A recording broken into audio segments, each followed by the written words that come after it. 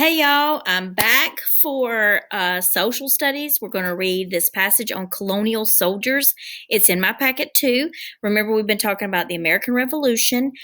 I'm so sorry, y'all, but I've got to take a moment. I don't care if this video runs out on me or not. You can do the questions and everything by yourself anyway. But y'all, I have to tell you, I so miss you. Like, this is what I'm talking to. Like, you're not here. And I miss your faces. I'm just not even gonna lie to you. I miss your faces. Okay, so I'm gonna do colonial soldiers really quick.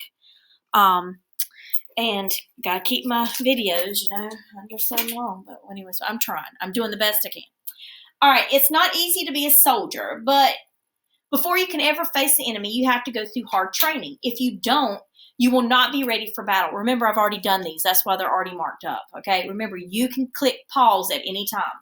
You have to be ready to face the fact that you might need to take the life of another human being. Y'all, that's got to be hard to know that you may be responsible for hurting someone else and taking, their life into your hands. Okay? All right.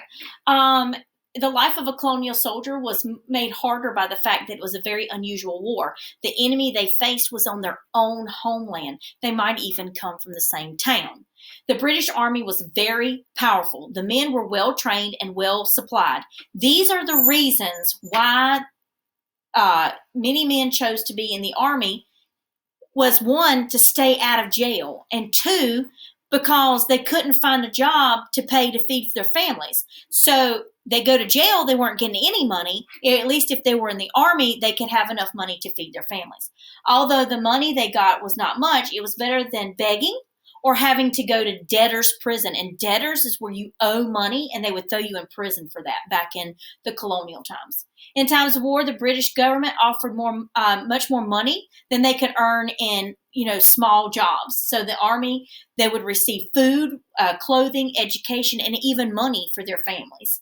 The colonists didn't always see the need for an army, but when the English king started taxation, remember, taxation without representation, they didn't have anybody to speak for them over there, and they were being taxed. Remember, stamp tax, where newspapers, playing cards, anything, and they taxed more than a soldier made in a day.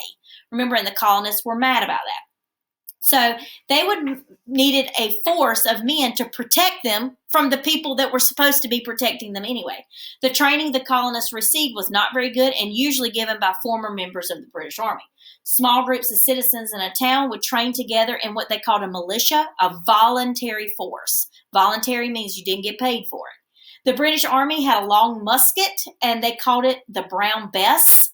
You might need to know that in the questions. It was very accurate for a long-range shooting. It was hard to load, and it took a considerable amount of time to get it ready to even shoot. So a lot of times it was a waste of time because they had to pack it and put the rod down in it and pack it some more and put this and the bullet and stuff. And it took a long time. So it wasn't, very worthy gun or instrument to use, but it was accurate. Okay.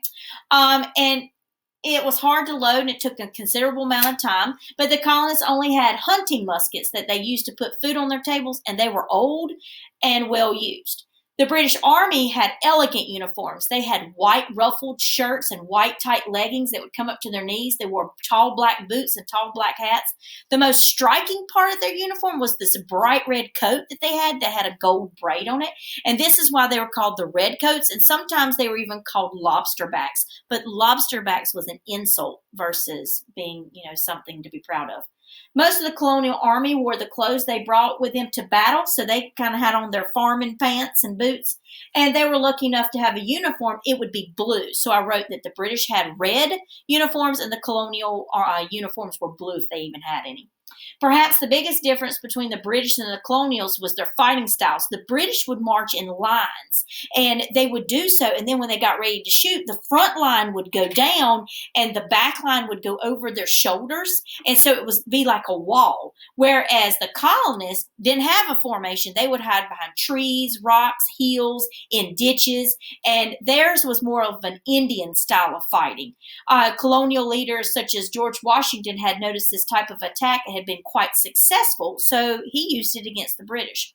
This method proved to be a big advantage in helping the patriots. Remember, patriots are the people that wanted to free themselves from England, and they would do anything at any cost to be free and start their own nation. It didn't hurt that the colonists were fighting on land that they were already familiar with. So they knew where the trees, the rocks, the hills, the ditches were in order to hide behind them. So that was an advantage. And it was also a matter of great pride to them to know that they were fighting for what they believed was theirs to begin with. Remember, they came over here for freedom of religion and freedom from the king. Didn't want him to tell them what to do, how to do it. And then you have the questions. Okay? All right. If you have questions, remember to email me or to put notes at the end of these segments, and I'll get back to you. Remember, if I go too fast, push the pause button, okay? Pause button. And like I said, I'm just going to tell you again, I really feel stupid talking to a bunch of desks, and I miss you, okay? I love you, love you, love you. Bye.